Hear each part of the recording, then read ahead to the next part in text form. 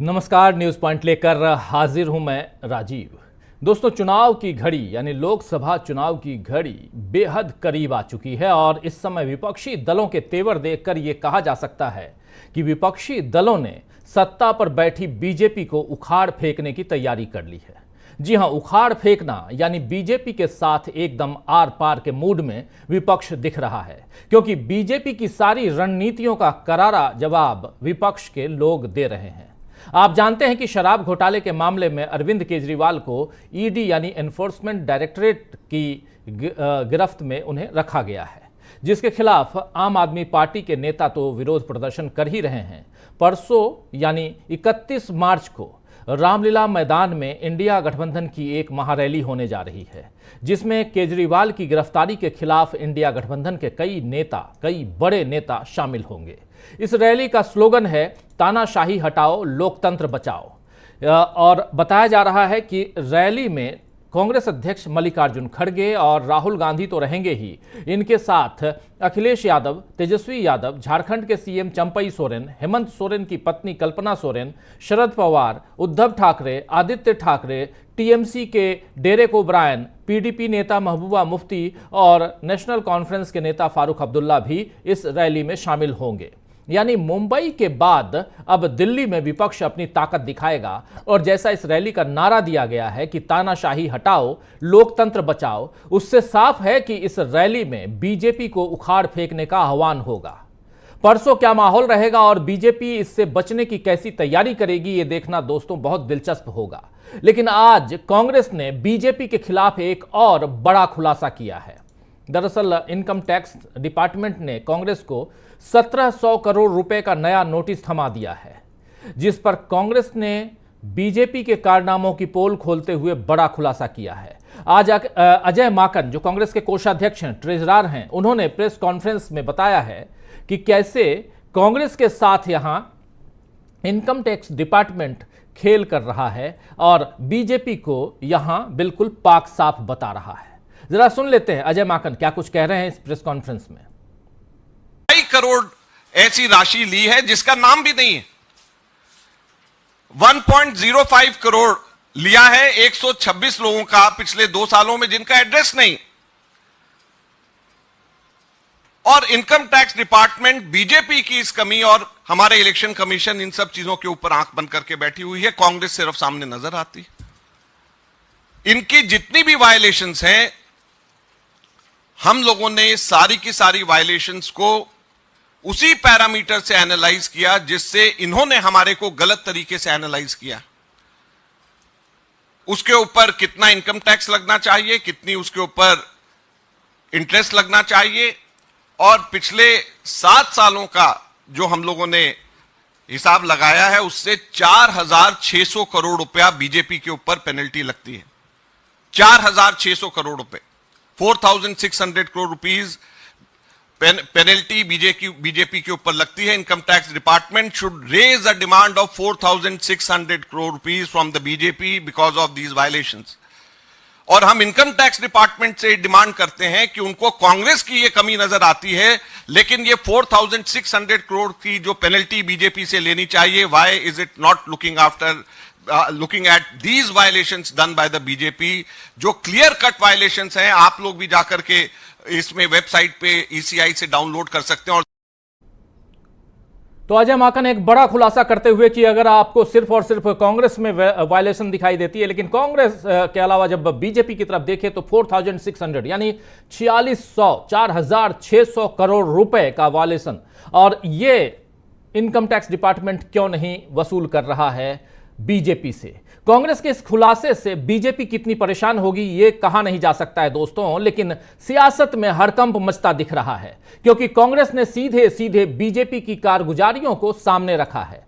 आपको बता दूं कि कुछ वक्त पहले जब राहुल गांधी भारत जोड़ो न्याय यात्रा पर थे तो उन्होंने कहा था कि किसी को बख्शा नहीं जाएगा। आज राहुल गांधी ने खुद अपने बयान को सोशल मीडिया पर पोस्ट किया है।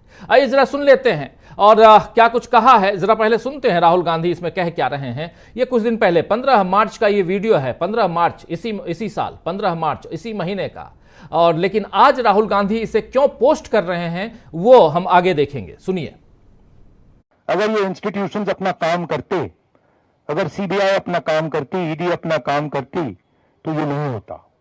तो उनको ये भी सोचना चाहिए, ये जो सब कर रहे हैं, कि किसी ना किसी दिन बीजेपी की सरकार बदलेगी और फिर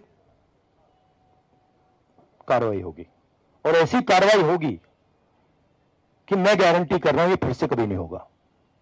तो उनको भी सोचना चाहिए। तो सुना आपने दोस्तों, राहुल गांधी ने साफ कहा है कि जब कांग्रेस या इंडिया गठबंधन सत्ता में आएगी तो फिर लोकतंत्र से खिलवाड़ करने वालों को बख्शा नहीं जाएगा। और इस समय जब लोकतंत्र से खिलवाड़ के कई उदाहरण सामने आ चुके हैं, तब इंडिया गठबंधन अभी भी लोकतंत्र के दोषियों को बख्शने के मूड में नहीं दिखाई दे रहा है, चाहे आम आदमी पार्टी का विरोध हो या कांग्रेस के बीजेपी पर हो रहे खुलासे हों। ये सब बता रहे हैं कि इस बार लड़ाई आर पार की होने वाली है। आज ही अरविंद केजरीवाल की पत्नी सुनीता केजरीवाल ने एक बार फिर से प्रेस कॉन्फ्रेंस की, और उस प्रेस कॉन्फ्रेंस में उन्होंने एक व्हाट्सएप नंबर जारी किया है, जिसके जरिए उन्होंने, क्योंकि कल आपने देखा कि अरविंद केजरीवाल ने कोर्ट में अपना पक्ष, अपनी दलील खुद रखी, और उसके बाद उनका एक वीडियो काफी वायरल हुआ। उसके बाद आज इन लोगों ने, आम आदमी पार्टी की तरफ से एक व्हाट्सएप नंबर जारी किया गया है, लेकिन उस नंबर को सामने रखते हुए सुनीता केजरीवाल ने क्या कुछ कहा है, उसकी एक बानगी सुनिए। मैं सुनीता केजरीवाल, अरविंद जी की धर्मपत्नी। कल कोर्ट में अरविंद जी ने अपना पक्ष रखा, आप सबने सुना तो होगा। अगर नहीं सुना है तो एक बार प्लीज उसको जरूर सुनिए। जो कुछ कोर्ट के सामने उन्होंने बोला, उसके लिए बहुत हिम्मत चाहिए। सच्चे देशभक्त हैं वे। बिल्कुल ऐसे ही हमारे स्वतंत्रता सेनानी अंग्रेजों की तानाशाही से लड़ते थे। पिछले 30 साल से मैं उनके साथ हूं। देशभक्ति उनके रोम रोम में बसी है। अरविंद जी ने देश की सबसे ताकतवर, भ्रष्टाचारी और तानाशाही ताकतों को ललकारा है। आपने अरविंद जी को अपना भाई, अपना बेटा कहा है। क्या इस लड़ाई में आप अपने भाई, अपने बेटे का साथ नहीं देंगे? मुझे पूरा विश्वास है कि हम सब साथ मिलकर यह लड़ाई लड़ेंगे। तो सुन रहे थे दोस्तों, यहां सुनीता केजरीवाल इसके बाद ये व्हाट्सएप नंबर जारी करती हैं, लेकिन एक कॉन्फिडेंस दिखाई दे रहा है धीरे धीरे सुनीता केजरीवाल के अंदर भी। जो पहले दिन जिस ढंग से ये आई थी और अपनी बात रख रही थी, और 3 दिन बाद जब ये आती हैं, मीडिया से मुखातिब हो रही हैं, तो इनके कॉन्फिडेंस में ज़बरदस्त आप देखेंगे कि एक बढ़ोतरी हुई है। और दूसरी तरफ इन्हीं के जो अरविंद केजरीवाल हैं, यानी दिल्ली के मुख्यमंत्री, उनके खिलाफ जो कुछ हुआ है उस पर इंडिया गठबंधन एक बड़ी रैली करने जा रहा है। दरअसल बीजेपी को दोस्तों, जब आर पार की लड़ाई की बात हो रही है तो एक एहसास हो गया है कि अब उसकी जड़ें कमजोर हो गई हैं, इसीलिए विपक्ष पर उसके आक्रमण भी बढ़ गए हैं। जरा और थोड़ा आगे बढ़ना चाहता हूं। कल शाम को, देर शाम 8:30 बजे के लगभग खबर आई कि मुख्तार अंसारी की हार्ट अटैक से जान चली गई है, और उस पर कल से लेकर आज तक लगातार सियासत तेज हो गई है। उससे भी एक गंभीर सवाल खड़ा हो गया है कि देश में चल रही राजनीतिक हलचलों और मुख्तार अंसारी की मौत की टाइमिंग का क्या कोई कनेक्शन है?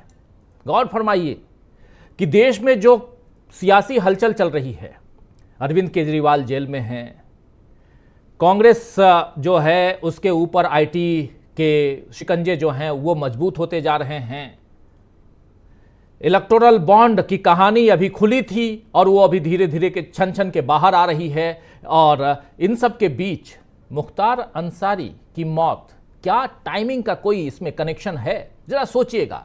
आपको बता दूं कि मुख्तार अंसारी के परिजनों को शक है कि उन्हें जहर दिया गया है, जबकि बीजेपी ने कह दिया है कि यह आरोप सरासर गलत है। मुख्तार अंसारी की मौत के बाद गाजीपुर से लेकर पूरे यूपी में, उत्तर प्रदेश और आसपास के इलाकों में अब किस तरह के सियासी समीकरण बदलेंगे, यह भी देखना होगा। इस बीच आज बिहार में महागठबंधन, जी हां, बिहार के महागठबंधन को लेकर पिछले दिनों आप भोंपू बजाते हुए मीडिया को खूब सुना होगा। तो बिहार के गठबंधन, महागठबंधन में सीटों का बंटवारा आज हो गया है, और यह तय हो गया है कि कांग्रेस, आरजेडी और वाम दल किन किन सीटों पर लड़ेंगे, ये आप देख लीजिए। राष्ट्रीय जनता दल, उसके बाद फिर 26 सीटों पर, कांग्रेस 9 सीटों पर, CPM 1 seat Khagaria, CPI 1 seat Begusarai, CPI ML 3 seat Arrah, Karakat और नालंदा, ये 3 सीटें इधर, यानी 5 सीट वाम दलों को, 9 सीट कांग्रेस को, 26 सीट आरजेडी को। ये सब कुछ तय हो गया कि कौन किन सीटों पर, यहां नाम आप पढ़ सकते हैं। गया, नवादा, जहानाबाद, औरंगाबाद, बक्सर, पाटलिपुत्र, मुंगेर, जमुई, बांका, वाल्मीकि नगर, पूर्वी चंपारण, शिवहर, सीतामढ़ी, वैशाली, फिर सारण, सिवान, गोपालगंज, उजियारपुर, दरभंगा, मधुबनी, झंझारपुर, सुपौल, मधेपुरा, पूर्णिया, अररिया, हाजीपुर, ये सब राष्ट्रीय जनता दल के नाम। कांग्रेस के नाम किशनगंज, कटिहार, भागलपुर, मुजफ्फरपुर, समस्तीपुर, पश्चिमी चंपारण, पटना साहिब, सासाराम और महाराजगंज, ये कांग्रेस के हवाले। तो ये सब कुछ तय हो गया। इस बंटवारे से भी आपको बता दूं कि बीजेपी को बड़ा झटका लगा है, क्योंकि बीजेपी इंडिया गठबंधन के टूटने की उम्मीद लगाए बैठी थी। उसे यकीन था कि बिहार में आरजेडी और कांग्रेस के बीच कुछ सीटों को लेकर जो असहमति बन रही है उसका बड़ा असर होगा, लेकिन ऐसा कुछ नहीं हुआ। खासकर पप्पू यादव को लेकर तमाम अटकलें लगाई जा रही थीं और उनकी वजह से लालू और कांग्रेस में कलह की बात चलाई जा रही थी। लेकिन हमेशा की तरह इस बार भी भोंपू मीडिया गलत साबित हुआ है। सीटों के बंटवारे पर तेजस्वी यादव ने आज मीडिया से बात की और क्या कुछ कहा है। उन्होंने साफ साफ कहा है कि हम लोगों का गठबंधन मजबूत है। सुनिए जरा। हम लोग चुनाव लड़ेंगे और कई बार हमने इस बात को भी दोहराया है कि बिहार में जो है चौंकाने वाले जो परिणाम जो है वो सामने आएंगे। आप लोग देखिए, महागठबंधन में लेफ्ट पार्टी है, कांग्रेस पार्टी है, आरजेडी है, 3 लेफ्ट पार्टियां हैं, आरजेडी और कांग्रेस, यानी 5 दल का ये महागठबंधन है और 5 को जो है सीट बंटवारा हो गया। दूसरी तरफ एनडीए खेमे अगर आप देखेंगे तो कई लोगों को तो जगह मिली ही नहीं, कई लोग चले गए। तो उस हिसाब से अगर आप देखें तो हम लोगों का मजबूत गठबंधन है, जनता का गठबंधन है और हम लोग मजबूती के साथ चुनाव लड़ेंगे। बीजेपी और चिराग पासवान भी कह रहे हैं कि इस बार फिर वही हाल होगा, हम लोग 40 होंगे और वो लोग 0 पास होंगे। बीजेपी और चिराग पासवान सर, अब उन लोग को शुभकामना है, लेकिन हर बार इस तरह का रिजल्ट नहीं रहता है ना। और कोई भी अमृत पी के तो आया नहीं है स्वर्ग से। तो पप्पू यादव से लेकर चिराग पासवान तक तमाम सवालों के जवाब, और इसमें इंडिया गठबंधन कितना मजबूत है और हम लोगों ने सीटों का बंटवारा कर लिया है। बिहार को लेकर पिछले दिनों लगातार आप सुन रहे थे, लेकिन बिहार में सब कुछ ऑल इज वेल। और लगातार आप देखिए कि बिहार को लेकर कितनी सारी बातें पिछले 3-4 दिनों से हम लोग लगातार अपने इसी कार्यक्रम के जरिए आप लोगों को बताते रहे हैं कि इंडिया गठबंधन जिस ढंग से मजबूती के साथ आगे बढ़ रहा है और उसको लेकर बीच बीच में जैसी खबरें चलाई जाती हैं उन खबरों पर बिल्कुल ध्यान मत दीजिए, क्योंकि गठबंधन को, इंडिया गठबंधन को खासकर तोड़ने की कोशिश होती है।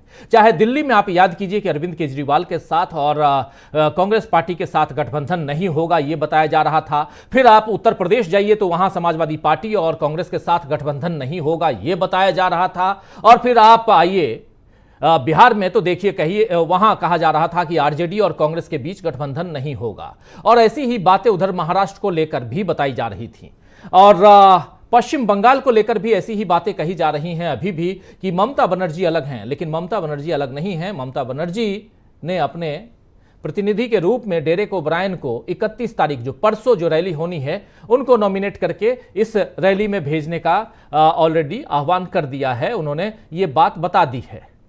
चुनाव आयोग को जो नाम गए हैं उसमें डेरेक ओब्रायन का भी नाम है। उसी आधार पे हम तमाम नाम आपके सामने रख रहे हैं कि लगभग 15 दलों के नेता यहां शामिल होंगे। अभी तमिलनाडु के मुख्यमंत्री का नाम नहीं है, वो भी वहां परमिशन ले रहे हैं और हो सकता है कि वो भी रहें। तो कुल मिलाकर दोस्तों, इंडिया गठबंधन अपनी जगह मजबूत दिख रहा है और अपनी मजबूती से वो बीजेपी को उखाड़ फेंकने की तैयारी भी कर रहा है। इसीलिए सवाल उठता है कि क्या इंडिया गठबंधन के आगे अब टिक पाएगी बीजेपी? सवाल बड़ा है और इस सवाल का जवाब ढूंढने की कोशिश करते हैं। आइए हमारे साथ कुछ वरिष्ठ साथी जुड़े हुए हैं, उन सबसे पहले परिचय करवाता हूं और फिर आगे बढ़ते हैं। देखिए, इस वक्त हमारे साथ 5 वरिष्ठ साथी जुड़े हुए हैं। अनिल सिन्हा साहब हमारे साथ डॉक्टर प्रकाश हिंदुस्तानी जी हैं, हमारे साथ डॉक्टर दीपक पाचपुर जी हैं, अमलेंदु उपाध्याय जी हैं, प्रशांत टंडन जी हैं। आप पांचों का स्वागत करता हूं, इस्तकबाल करता हूं। स्वागत इस्तकबाल आप तमाम दोस्त साथी शुभचिंतक आप सबका जो अब तक जुड़ चुके हैं, जो जुड़ने वाले हैं, आप सबका भी इस कार्यक्रम में। और बहुत सारी बातें कल से लेकर आज तक मुख्तार अंसारी की बात चल रही है और उनके परिजनों ने जो आरोप लगाया है बहुत गंभीर आरोप है, लेकिन उसके अलावा इधर दिल्ली के घटनाक्रम, सियासी घटनाक्रम में भी जो लगातार तेजी से जो परिवर्तन देख रहे हैं, उस परिवर्तन पर भी नजरें टिकी हुई हैं। जब से इलेक्टोरल बॉन्ड आया है, प्रशांत टंडन जी आपके पास पहले आना चाहता हूं, जब से इलेक्टोरल बॉन्ड की कहानी सामने आई है, रोज एक पे एक घटना, आखिर कितने चैप्टर अभी बाकी हैं बीजेपी के सामने, जो हम लोगों के सामने रखकर कहें कि लीजिए, बचपन में जैसे कभी कहा जाता था सिर पे ऐसे रख के हाथ लो पढ़, तो ये पढ़ कब तक कहा जाएगा? हाँ प्रशांत जी, ये कितनी कहानियां बाकी हैं अभी बीजेपी के पास उस चैप्टर में कि इलेक्टोरल बॉन्ड से बचना है तो एक पे एक कहानी लाना, लेकिन मुख्तार अंसारी की तो जान चली गई। अब अगर नेचुरल डेथ भी है तब भी सवालों के घेरे में बीजेपी तो है ही।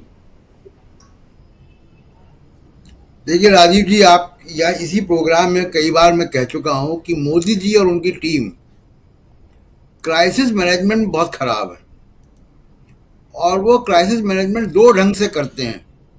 एक, जिस मीडिया की चर्चा आप कर रहे हैं, जो उनका पिछलग्गू मीडिया है, वो दूसरी खबरें, कभी हाथी खिचड़ी कभी कुछ और, वो करता है। और दूसरा ब्यूरोक्रेट, और अब लगभग ये तय हो चुका है राजीव जी कि बीजेपी अब ब्यूरोक्रेट के सहारे, जो कार्यकर्ता ब्यूरोक्रेट है, जो रिटायर नहीं हो रहा है, जो एक्सटेंशन पे है, जो बीजेपी के कार्यकर्ता की तरह इनकम टैक्स, सीबीआई, ईडी या तमाम महकमों में है, और जो बीजेपी के कार्यकर्ता की तरह काम कर रहा है। आज राहुल गांधी का एक पुराना वीडियो सामने आया है, खुद राहुल गांधी ने ट्वीट किया उसको, जिसमें वो कह रहे हैं कि अगर सरकार बदलेगी तो कार्रवाई होगी। इसको थोड़ा और स्पेसिफिक करें। मुझे याद है कि रायपुर में शायद पॉलिटिकल रेजोल्यूशन में कांग्रेस की ये बात थी कि वो एजेंसियों के मिसयूज पर एक कोई जांच आयोग बैठाएंगे जी। इस जांच आयोग को थोड़ा विस्तार देना चाहिए, इसको फॉर्मलाइज करना चाहिए कि जांच आयोग कैसा होगा। और मैं कहता हूं कि 2 आयोग बनाने चाहिए। एक, जो कार्यकर्ता ब्यूरोक्रेट है, जो भ्रष्ट अधिकारी हैं, जो लोकतंत्र और संविधान को डीएल करने में लगे हुए हैं, और इससे बड़ा गुनाह और इससे बड़ा देशद्रोह नहीं हो सकता कि अगर आप भारत के संविधान को ही डीएल करने में लगे हुए हैं। और दूसरा, इस पूरे 10 साल के दौरान बहुत सिस्टमैटिक ढंग से, जिसमें मुख्तार अंसारी का भी केस शामिल है जो आप कह रहे हैं, बहुत सिस्टमैटिक ढंग से समाज में नफरत फैलाने का काम हुआ है इंडस्ट्रियल स्केल पे। इन दोनों के लिए एक बड़े जांच आयोग की जरूरत है, और केवल जांच आयोग की नहीं, एक ट्रायल कोर्ट की जरूरत है कि जो स्पीडी ट्रायल करे, 2 महीने 3 महीने में ट्रायल करके लोगों को जेलों में डाल दे सजा करके। इसमें तमाम सारे जो मीडिया समूह हैं, तमाम सारे वो लोग हैं जो सिस्टमैटिक ढंग से सोशल मीडिया में या सोशल मीडिया के बाहर भी समाज में नफरत फैलाने का काम कर रहे हैं। ये 2 काम कांग्रेस को करने चाहिए, पहली बात। दूसरी की जो ये ब्यूरोक्रेट, इनके नाम सामने आने चाहिए। ये कौन लोग हैं जो इनकम टैक्स में पर्दे के पीछे है? जैसे हमारे स्टेट बैंक के चेयरमैन एमडी का तो नाम आ गया सामने, और वो छुपाने में लगे हुए थे, दोनों एक्सटेंशन पे हैं। इस तरीके से दूसरे जो अधिकारी हैं इनकम टैक्स के, ईडी के, संजय कुमार मिश्रा का हम लोग नाम जानते हैं, जिनको 4 बार एक्सटेंशन मिला। बाकी अधिकारियों के रोल क्या है? बहुत से सूचनाएं हम लोगों को मिलती हैं राजीव जी, जो जिन पे जांच की आवश्यकता है, कि दिल्ली के आसपास पिछले 4-5 सालों में बहुत से नए फार्म हाउस खरीदे गए हैं। किनके हैं फार्म हाउस, कहां से पैसे आ रहे हैं उन फार्म हाउस खरीदने के? तो बीजेपी एक ब्यूरोक्रेट के सहारे चुनाव लड़ना चाह रही है। मोदी जी ब्यूरोक्रेट के सहारे चुनाव लड़ना चाह रहे हैं कि कांग्रेस के अकाउंट सील कर दो, अरविंद केजरीवाल को जेल में डाल दो, फलाने जगह ईडी भेज दो, ईडी भेजकर अपनी पार्टी में शामिल करा लो। अब देखिए प्रफुल्ल पटेल का सीबीआई ने क्लीन चिट दे दिया उनको जी, चले गए वॉशिंग मशीन में पूरी तरीके से। तमाम लोग जो जेलों में रहे हैं वो उनके साथ हैं अभी। तो ये अगर, और इतिहास बताता है राजीव जी कि ब्यूरोक्रेट के सहारे चुनाव नहीं जीता जा सकता। चुनाव एक राजनीतिक प्रक्रिया है। और दूसरी बात कि अगर ये मुद्दा जो 31 तारीख की रैली में मुद्दा आ रहा है कि तानाशाही और लोकतंत्र, इस पर अगर चुनाव पूरा हो गया तो चुनाव मोदी जी लड़ नहीं पाएंगे। दूसरी बात, बहुत अहम बात राजीव जी, कि दक्षिण भारत जी, जहां से 130 सीटें आती हैं, जहां से बीजेपी को 29 सीटें पिछली बार आ गई थी, दक्षिण भारत में पूरा माहौल यही बना हुआ है कि संघीय ढांचा, उस पर पूरा दक्षिण भारत वोट देने जा रहा है कि किस तरीके से दिल्ली की सत्ता ने उनके ऊपर एक कॉलोनी की तरह जो है वो काम किया है। उस पे पूरा दक्षिण भारत वोट देने जा रहा है। वहां जबरदस्त सेंटीमेंट है इस बात को लेकर, और इसका असर आप कर्नाटक में देखेंगे। अभी जो खबरें मिल रही कर्नाटक में बीजेपी को 10 सीटें आ जाए तो बड़ी बात होगी। तो चुनाव का माहौल बहुत डिफरेंट हो गया है। और अरविंद केजरीवाल, आखिरी बात कह दूं कि अरविंद केजरीवाल बेसिकली वो कैंपेनर है, और 2013 और 14 में वो बीजेपी के खिलाफ कैंपेन कर रहे, कांग्रेस के खिलाफ कैंपेन कर रहे थे। उन्हीं तरीकों से, वही टैक्टिसेस अब वो बीजेपी के खिलाफ इस्तेमाल कर रहे हैं। कल ही मैंने कहा था कि उन्होंने 9 मिनट का एक वीडियो बना लिया है जो घूमेगा, और आज 24 घंटे बाद राजीव जी वो पूरी दिल्ली में वो वीडियो घूम रहा है। सलाखों के बीच अरविंद केजरीवाल और उनका पूरा कोर्ट में रखा गया बयान। अब आप देखिए कि उनकी पत्नी आ गई, उन्होंने उसी को आगे बढ़ा दिया जी।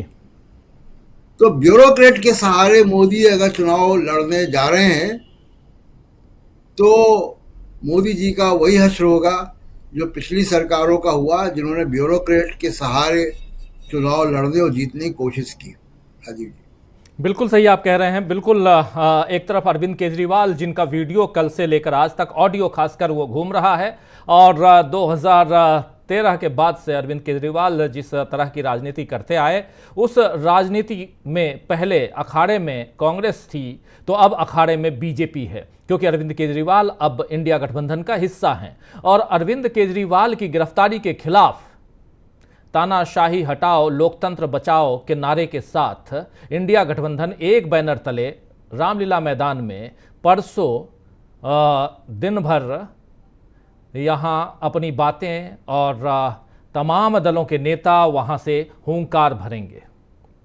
क्या कुछ उस दिन और होगा वो हम आप तक पल पल की रिपोर्ट पहुँचाएंगे, लाइव वहाँ से आप तक हम पहुँचाएंगे। लेकिन उसके अलावा अभी जो कुछ हो रहा है इस पर नजरें इनायत होना ज़रूरी है, और खासकर हमारे तमाम वरिष्ठ साथियों का। प्रकाश हिंदुस्तानी जी, आपसे ज़रा समझूं कि कैसे आप देखते हैं जो घटनाक्रम को तेज़ी से बदलते हुए देख रहे हैं हम, उसमें क्या फ़ायदा हो पा रहा है बीजेपी को, या बीजेपी एक्सपोज हो रही है? राजीव जी, 2014 के चुनाव के पहले लोगों ने देखा कि किस तरह विनोद राय ने सीएजी के प्रमुख के रूप में किस तरह से उन्होंने बीजेपी का प्रचार किया था, और तत्कालीन सरकार को महाभ्रष्ट साबित करने में कोई कसर नहीं छोड़ी थी जी। इतने सालों में सब चीजें दूध का दूध पानी का पानी हो गई। अब जो कांग्रेस पर इनकम टैक्स की रोक लगी है, इसका एकमात्र उद्देश्य यह है, यह बताना है कि देखिए ये लोग कितने दलदल में फंसे हैं। सरकार विपक्ष को बदनाम करना चाहती, विपक्ष सरकार की एकमात्र नीति यह लगी। निश्चित तौर पे ये सरकार जो ब्यूरो के सहारे चल रही है, जिस तरह इस सरकार में नरेंद्र मोदी ने सरकार 1914 के बाद जिस तरह ब्यूरोक्रेट्स, पुराने न्यायाधीश, न्यायमूर्ति, सेनाधिकारी, जिस तरह से उन लोगों को इस सरकार में जगह बताती है कि उनके तंत्र पर जापे कम। कितने लोगों को उन्होंने केस बनाया। जयशंकर जी को, जयशंकर उनके साथ थे, पीयूष गोयल जैसे ब्यूरोक्रेट्स हैं, हरदीप सिंह पुरी हैं, तमाम ब्यूरोक्रेट्स को, अजित डोभाल को उन्होंने अपने यहाँ जगह दी। कुल मिला के उनका है कि हम ब्यूरोक्रेट्स को अपना रखें ताकि मौका आने पे वे बीजेपी की तरफ से। आपका इंटरनेट डाउन है, आवाज आपकी बहुत कट रही है, माफ़ी चाहूँगा, थोड़ा रिकनेक्ट कर लीजिए तो बेहतर होगा। अनिल सिन्हा साहब, आप कैसे देखते हैं ये जो जिस सवाल के साथ आया था मैं उसी सवाल के साथ आपके पास भी आना चाहता हूं, और ख़ासकर अभी पिछले दिनों इलेक्टोरल बॉन्ड से लेकर अरविंद केजरीवाल की गिरफ्तारी, उसके बाद कल रात को मुख्तार अंसारी की मौत, इन सब की टाइमिंग को अगर एक साथ क्लब करके देखा जाए, पहली बात तो क्या इन सब की टाइमिंग को एक साथ क्लब करके देखने की ज़रूरत है? और अगर ज़रूरत है तो इसमें नफ़ा नुकसान किसको नज़र आ रहा है? क्या सत्तारूढ़ दल यहाँ से फ्रंट फुट पे है या बैक फुट पे है? ये तमाम सवाल हैं, जिन सवालों का जवाब जो है हमारे तमाम साथी पूछ रहे हैं लगातार, इसलिए चाह रहा हूँ कि इस चर्चा में उन तमाम बातों को लाया जाए। कैसे देखा जाए अनिल सिन्हा साहब? ये देखिए, इलेक्टोरल बॉन्ड जो है एक बहुत बड़ा टर्निंग पॉइंट था, बहुत बड़ा, और उसको उस टाइमिंग बहुत इम्पोर्टेंट है। सुप्रीम कोर्ट ने इस कानून टाइम को क्यों चुना, इसके पीछे भी एक लॉजिक तो है। वो लॉजिक ये है कि चुनाव के इसी समय में चंदा ज़्यादा उगाही के चांसेस थे, तो उन्होंने उसको रोक दिया एकदम ठीक एन वक्त पे, ताकि उसको खोल करके वो पैसे ना कर सके। और मुझको लग रहा है कि ये भी आने वाला है कि जो जो पैसा इकट्ठा हुआ है वो चूंकि इलीगल मनी है, तो उसका उपयोग ना बीजेपी करे, इसकी याचिका भी देर सवेर आ जाएगी। तो इसके बाद उनके पास और जो स्टोरीज निकल के आ रहे हैं, जैसे अभी आया कि भारतीय मतलब एयरटेल जो है, उस कंपनी ने 2 बार के मतलब एक बार पॉलिसी बदलने के पहले और एक बार पॉलिसी बदलने के बाद, मतलब आधा जो हमारे यहाँ कहते हैं बयाना देना, वो उन्होंने दिया, और उसका जब पॉलिसी बदल गई तो उसका फुल पेमेंट किया। तो ऐसे सब इस तरह के भ्रष्टाचार की जो सीधी सीधी स्टोरी है, वैक्सीन की, दवा कंपनियों की, सब आने लगी। और कोशिश जो 2 कोशिश है इसके पहले उन्होंने की थी, एक तो सीए की कोशिश लगभग वही समय था, लेकिन इसके पहले उन्होंने राम मंदिर का जो प्राण प्रतिष्ठा करके जो उनके कोशिश की थी कि उसको बनाए मुद्दा, और लग रहा था कि धर्म या धार्मिक यात्रा कर रहे थे, अयोध्या ले जाएंगे सब जगह, क्या और आपने देखा कि किस तरह किया था। ये सारा जब फेल हो गया तो फिर सीए लेकर के आए। इलेक्टोरल बॉन्ड का जवाब देना मुश्किल था, तो अब उसके बाद ये टाइमिंग बहुत इंपॉर्टेंट है। एक पोलराइजेशन की कोशिश है, उसकी जांच होनी चाहिए। उनको इतना तो तय है कि लापरवाही से उसकी मौत की, मर जाने तो दिया, मारा या नहीं वो जांच बताएगा, लेकिन इतना तो है कि उनकी कस्टडी में जिस तरह से अतीक अहमद की हत्या हो गई, उसी तरह से इनकी भी एक तरह से समझे नेग्लिजेंस से इनकी जान चली गई। इतना तो क्लियर है, क्योंकि एक मरीज है जिस हार्ट अटैक का ऐसी बीमारी, मतलब अगर समय पर अगर आप उसकी देखभाल करते हैं, और पहले से जहर देने ये सारे मामले आ रहे थे, तो मुख्तार अंसारी का मामला भी इसी तरह का संदेह के घेरे में है। टाइमिंग भी उसकी इम्पोर्टेंट है। इसको जो इस घटना के बाद उसका इस्तेमाल वो निश्चित तौर पर पोलराइजेशन के लिए करना चाहते हैं। अरविंद केजरीवाल का आपने देखा ही, वो भी इलेक्टोरल बॉन्ड का जो वेव आया, मतलब वो जो अटैक आ रहा था उसको रोकने के लिए था। तो लेकिन मुझको लग नहीं रहा है कि इन चीज़ों को आप देखेंगे कि शिफ्ट जिस तरह से कर रहा है, जो मुद्दा कोई नैरेटिव बना नहीं पा रहे हैं, और ये सारे मुद्दे उनके सामने ये सवाल जो है खड़े हैं, जिसका जवाब उसके पास नहीं है। और ये जो आईटी इनकम टैक्स वाला भी है, एक तो इसमें साफ दिखता है कि पैरालाइज कर दो, फिजिकली पैरालाइज कर दो पार्टीज को, कोई इलेक्शन ना लड़ सके। जैसे अरविंद केजरीवाल को ही पार्टी में जेल में डाल दिया। निश्चित तौर पर अरविंद केजरीवाल सब जगह प्रचार करने वाले में स्टार प्रचारक इंडिया गठबंधन के होने वाले हैं थे। अब उनको आपने जेल में डाल दिया तो नहीं उपस्थित रहेंगे। इसी तरह से इनके पास पैसे ही नहीं इनको रखेगा। ये कोशिश आपको लगता है कि चुनाव तक जारी रहेगी, और संस्थाओं की और जुडिशरी की भी कहनी चाहिए कि जिस तरह की हालत है वो, जैसे हाई कोर्ट का अभी अरविंद केजरीवाल के ही मामले में उनकी जो रवैया, मुझको नहीं लगता कि उनका बहुत ही न्यायिक प्रक्रिया को जिस तरह से अर्जेंसी के साथ और जिस तरह से उन जरूरत जैसी थी लोकतांत्रिक जरूरत, और इलेक्शन कमीशन की जिम्मेदारी थी कि अभी जो ये सब हो रहा है इसके बारे में वो ले कि भाई इलेक्शन कमीशन के समय मतलब मॉडल कोड ऑफ कंडक्ट के दरमियान आप कैसे ये सब सारे काम कर सकते हैं। एजेंसी इस तरह से कैसे खुला छूट घूम सकती है और किसी को पकड़ सकती है। ये सवाल तो उठाए जा रहे हैं, बिल्कुल ये सवाल उठाए जा रहे हैं कि इलेक्शन के समय आखिर कैसे एजेंसियां जो हैं वो जांच एजेंसियां खासकर इस ढंग से बर्ताव कर रही हैं और ऐसे एक्शन ले रही हैं। ये वाजिब सवाल है और ये सवाल काफ़ी लोग उठा भी रहे हैं। एक बार फिर से आना चाहता हूं डॉक्टर प्रकाश हिंदुस्तानी जी। अब देख रहा हूं कि वीडियो आपका बिल्कुल क्लियर आ रहा है, प्लीज़ अपनी बात आगे बढ़ाइए। मोदी सरकार की नीति रही है कि वो किसी भी तरह ब्यूरोक्रेट्स को अपनी तरफ आकर्षित करे। इसके पीछे उद्देश्य योग्य लोगों को मंत्री बनाना शायद नहीं रहा। उद्देश्य ये रहा कि नौकरशाह इस लालच में रहें कि रिटायर होने के बाद उन्हें अच्छी अच्छी जगह पर नियुक्तियां मिलेगी, मंत्री बनने का मौका मिलेगा। और वे जो कर रहे हैं, अभी प्रशांत जी ने जो कहा कि कितने सारे फार्म हाउस खरीदे गए, कितनी प्रॉपर्टीज खरीदी गई, आप देखेंगे कि इन सब के पीछे कौन लोग हैं। तो बहुत सारी चीजें ऐसी पता चलेगी जो शर्मनाक है। इमरजेंसी की बात की जाए तो इमरजेंसी में तो घोषित आपातकाल था। इंदिरा गांधी ने आपातकाल लगाया था तो बोल के आपातकाल लगाया था, कहा था कि हम ये करेंगे। विरोधियों को जेल में बंद किया गया था, बोल के किया गया था। लेकिन अब जो आपातकाल है वो इमरजेंसी से भी ज्यादा गंभीर है, क्योंकि इसमें विपक्षियों को जेल में डाला जा रहा है, उनके खाते सील किए जा रहे हैं, उन पर ईडी की कार्रवाई की जा रही है। और सबसे हास्यास्पद बात यह है कि अगर वो भ्रष्ट नेता पार्टी बदल लेते हैं, वॉशिंग मशीन में आ जाते हैं बीजेपी की, तो वो पवित्र हो जाते हैं और वो टिकट पक्के पात्र हो जाते हैं जी। ये सारी कोशिशें बीजेपी की बता रही है कि वो कितनी बेचैन है। अगर इतनी बड़ी पार्टी है, विश्व की इतनी लोकप्रिय पार्टी है, हमारे प्रधानमंत्री इतने लोकप्रिय हैं, तो ये सारे हथकंडे करने की जरूरत क्या है। एक और बात जो अभी मेरे साथी ने कहा कि मीडिया को जो भूमिका निभानी चाहिए थी, मीडिया वो भूमिका निभा नहीं रहा भारत में।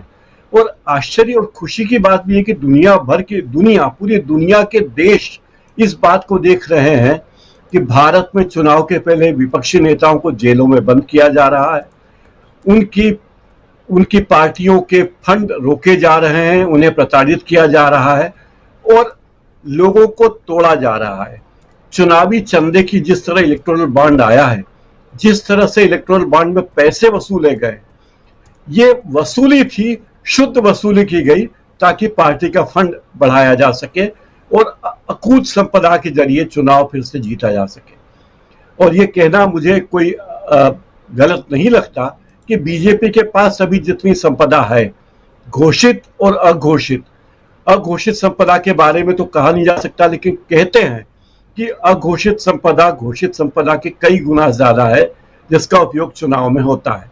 और कई नामी उद्योगपतियों ने इलेक्टोरल बॉन्ड का उपयोग नहीं किया, तो ये मानना कि छोटे मोटे उद्योगपतियों ने, घाटे वाली कंपनियों ने तो बीजेपी को बॉन्ड के जरिए पैसा दिया, लेकिन जो सबसे बड़े लाभार्थी थे, जिन्होंने अरबों रुपया कमाया, खरबों रुपया कमाया, उन्होंने कोई हिस्सा पार्टी को नहीं दिया होगा, बीजेपी को नहीं दिया होगा, ये मानने का कोई तर्क नहीं है।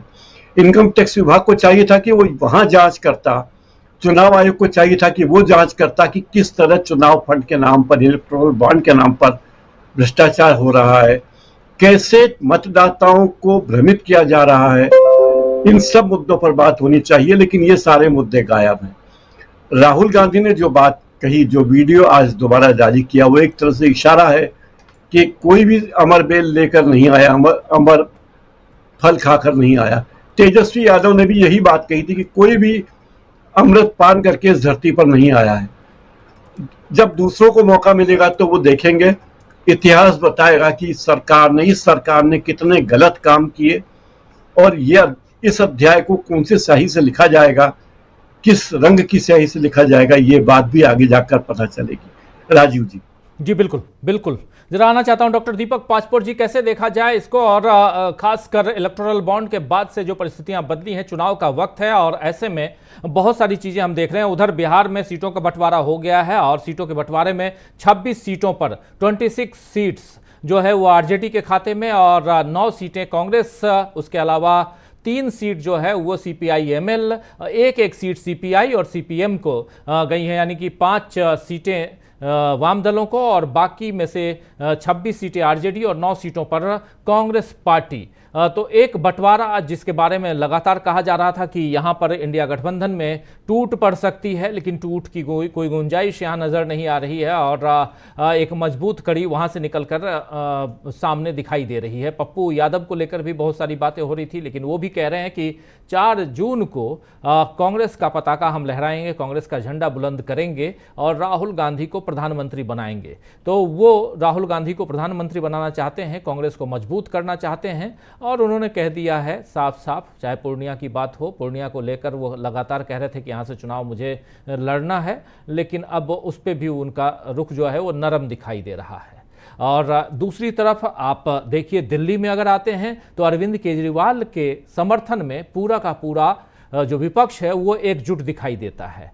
इस एकजुटता को किस हद तक आप देखते हैं और आज के चुनाव का जो परिदृश्य है उसमें, और ऐसे में बीजेपी जितनी रणनीतियों के साथ सामने आ रही है उसके सारे पोल खुलते चले जा रहे हैं। पोल खोल पे हम लोग कल चर्चा कर रहे थे, लेकिन पोल सारे खुलते जा रहे हैं और इन सब के बीच अरविंद केजरीवाल का जो कल का ऑडियो जो जारी हुआ और तमाम जगहों पे, जैसा प्रशांत टंडन जी कह रहे थे, वो चारों तरफ घूम चुका है 24 घंटे में, उसका क्या असर आपको दिखाई देता है इंडिया गठबंधन की मजबूती पे? क्योंकि अरविंद केजरीवाल के साथ में कांग्रेस पार्टी का गठबंधन न सिर्फ दिल्ली में हुआ है बल्कि गुजरात में भी हुआ है और गुजरात की 26 सीटें आज की तारीख में बीजेपी के पास हैं।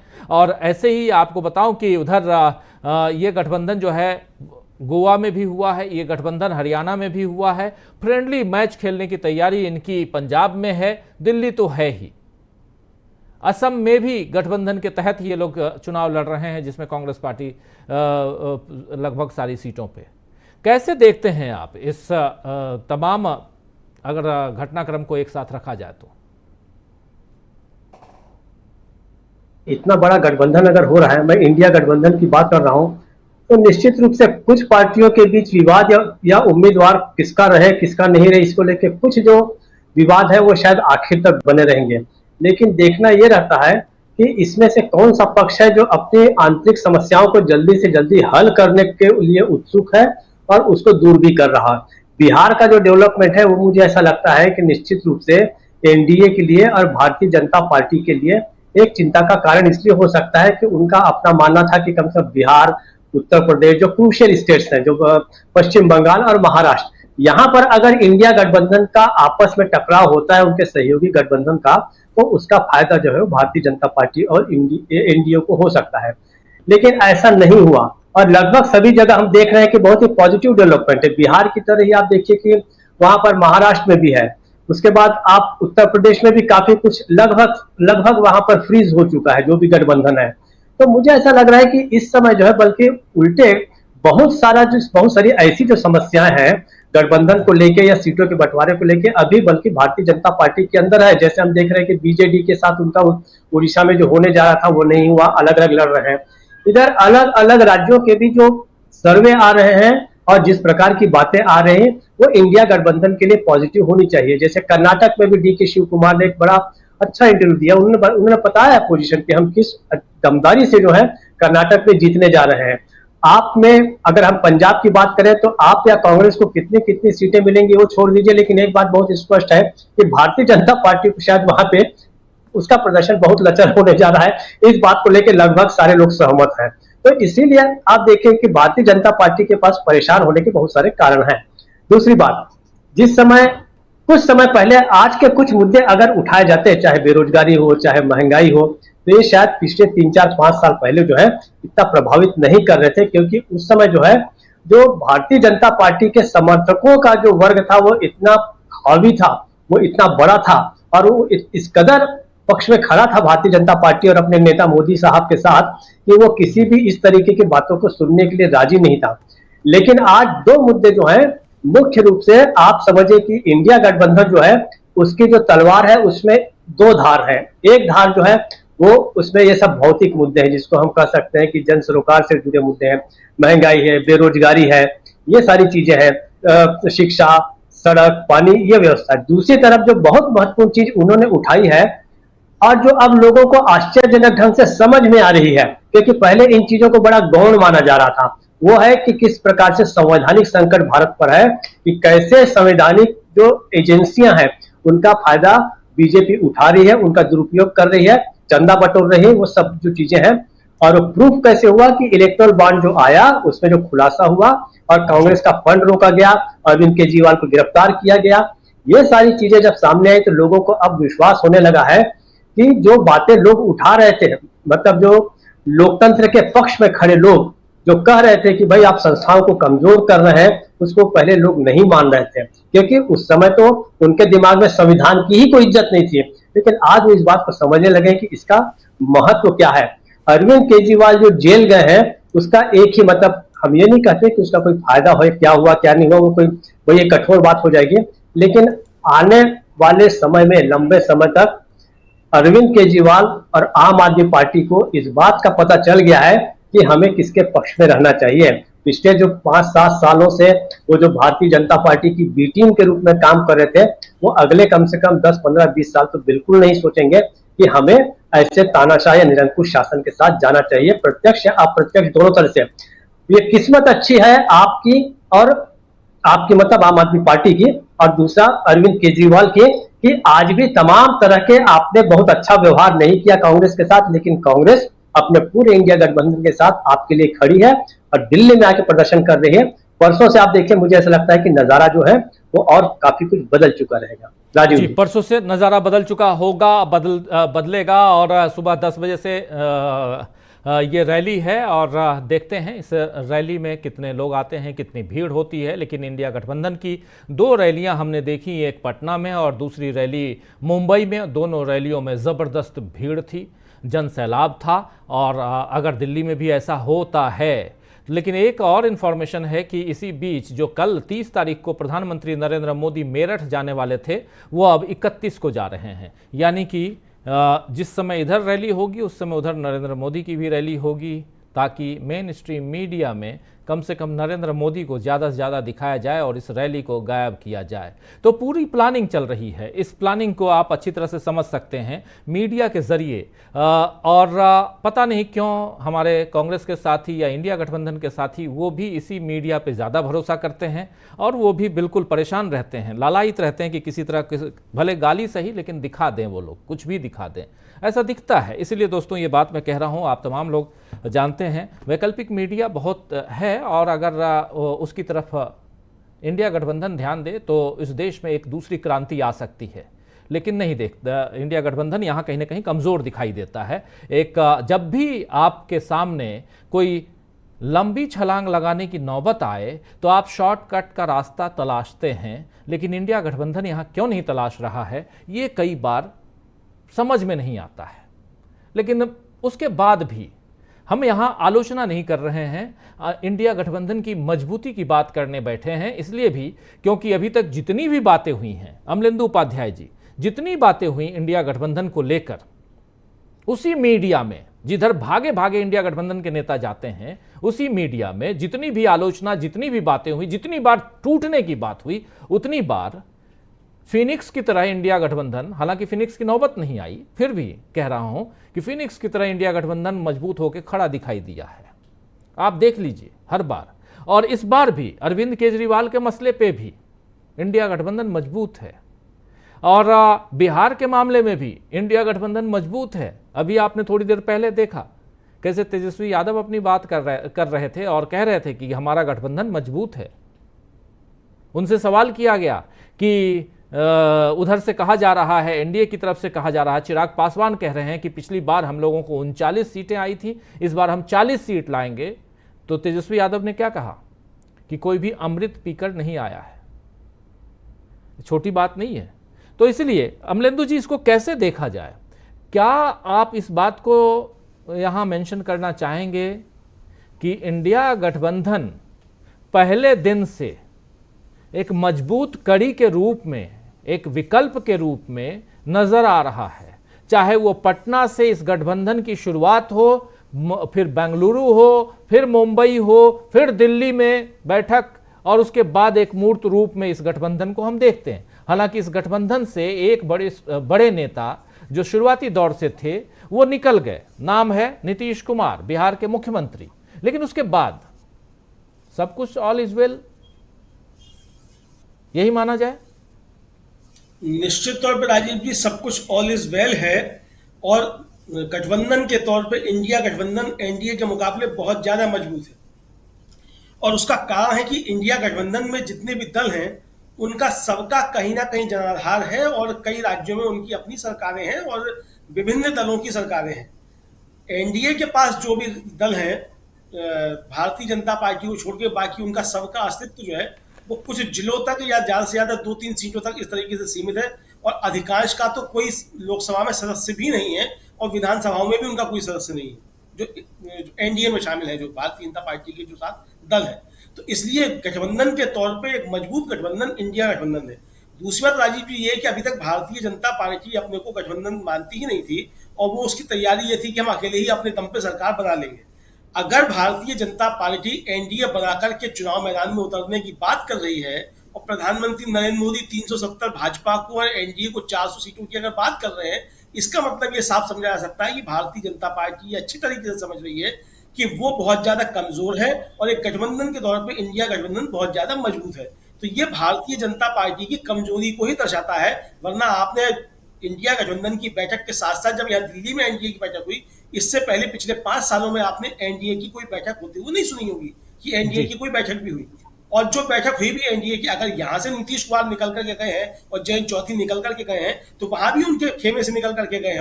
और वहां से उनके खेमे से निकल करके गए हैं, उनका तो साफ साफ कहना है कि हमारे दरवाजे बंद है भारतीय जनता पार्टी के लिए। यानी मैं एआईएडीएमके की बात कर रहा हूँ, जो उनका सबसे बड़ा सहयोगी दल था भारतीय जनता पार्टी का, वो कह रहा है कि हमारे लिए दरवाजे बंद है भारतीय जनता पार्टी के लिए।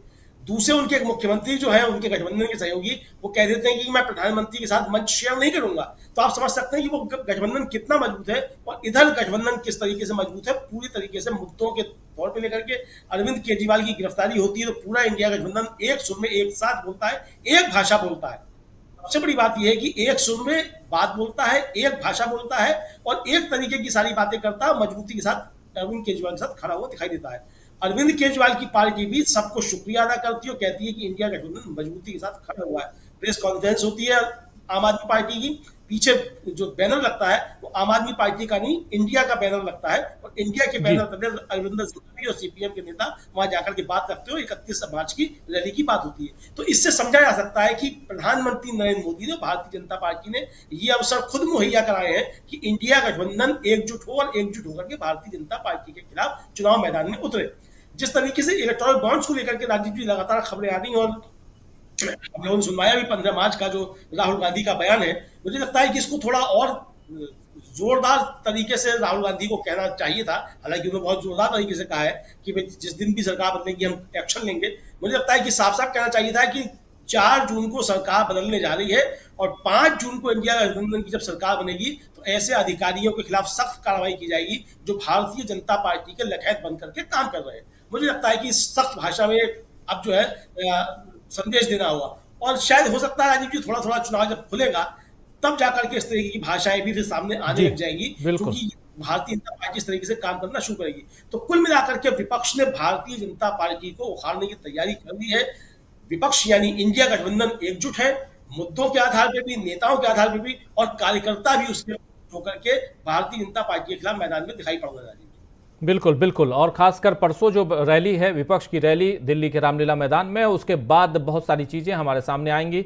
इस बीच एक खबर ये आ रही है कि ब्रेकिंग खबर देखिए आप, कि अरविंद केजरीवाल के खिलाफ इस दिल्ली से इस वक्त की बड़ी खबर आप तक हम पहुंचा रहे हैं। और केजरीवाल को लेकर दिल्ली हाईकोर्ट में एक और याचिका दायर कर दी गई है और केजरीवाल को सीएम पद से हटाने की मांग को लेकर यह हाईकोर्ट में याचिका दाखिल हुई है। अरविंद केजरीवाल को सीएम पद से हटाने की मांग को लेकर एक याचिका दायर हुई थी जिसे खारिज कर दिया गया, लेकिन उसके बाद फिर से दिल्ली से ये बड़ी खबर आपके सामने हम पहुंचा रहे हैं कि अरविंद केजरीवाल को लेकर दिल्ली हाईकोर्ट में एक और याचिका दायर की गई है। और इस याचिका पर सुनवाई कब होगी ये अभी तक हमारे सामने नहीं है, लेकिन केजरीवाल को सीएम पद से हटाने के लिए ये याचिका फिर से दायर की गई है। लेकिन दूसरी तरफ अरविंद केजरीवाल जांच एजेंसियों के घेरे में हैं, उधर हेमंत सोरेन जांच एजेंसियों के घेरे में हैं, कई सारे नेता विपक्ष के जांच एजेंसियों के घेरे में हैं। और चाहे ईडी हो, सीबीआई हो या आईटी हो, सब अपना अपना काम कर रहा है। कांग्रेस पार्टी आईटी यानी इनकम टैक्स डिपार्टमेंट की रडार पे है। और आज कांग्रेस पार्टी ने जो प्रेस कॉन्फ्रेंस की है वो बहुत महत्वपूर्ण है। पहले 235 करोड़ रुपए, अब इसके बाद 1700 करोड़ रुपए की और डिमांड। ये सब अगर आप देखें तो कांग्रेस को कहीं ना कहीं फाइनेंशियली वहां तोड़ने की कोशिश हो रही है। क्या जांच एजेंसियों को घेरे में लेकर, जांच एजेंसियों के घेरे में विपक्ष को लेकर ऐसे कहा जाए तो बीजेपी ये चुनाव जीत पाएगी क्या? एक सवाल उठता है प्रशांत टंडन जी।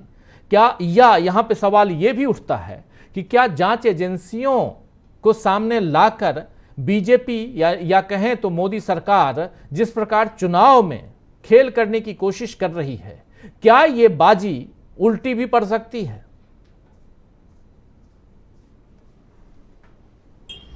राजीव जी, ये बाजी उल्टी ही पड़ेगी।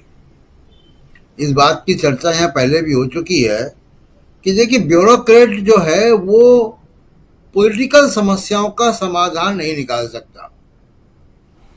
और मोदी जी, आप इनका 10 साल का कार्यकाल देख लीजिए, मोदी जी ने पॉलिटिकल समस्याओं का समाधान हमेशा और तरीके से किया है। किसानों की समस्या में आप देखिए, किसान बिल ले आए और किसान बिल जब किसान दिल्ली के मुहाने पे आ गए तो पहले बार भी और इस बार भी संगीनें बिछवा दी, आंसू गैस, गोलियां। तो अब उनसे इंगेज करने की जगह किसानों से इस तरीके से प्रशासनिक ढंग से डील कर रहे थे। मामला बढ़ता गया। जब देखा कि ये मामला इतना बढ़ जाएगा कि पॉलिटिकल नुकसान पहुंचाएगा तो माफी मांग ली आकर। तो ये हमेशा ब्यूरोक्रेट के पीछे छुप के ही वार कर सकते हैं। शुरू से गुजरात से लेके यहाँ तक मोदी साहब यही कर रहे हैं। आप लोगों को किसी को नहीं याद होगा कभी विपक्ष में रहते हुए नरेंद्र मोदी ने कभी 1 घंटा भी कोई धरने पर बैठे हैं?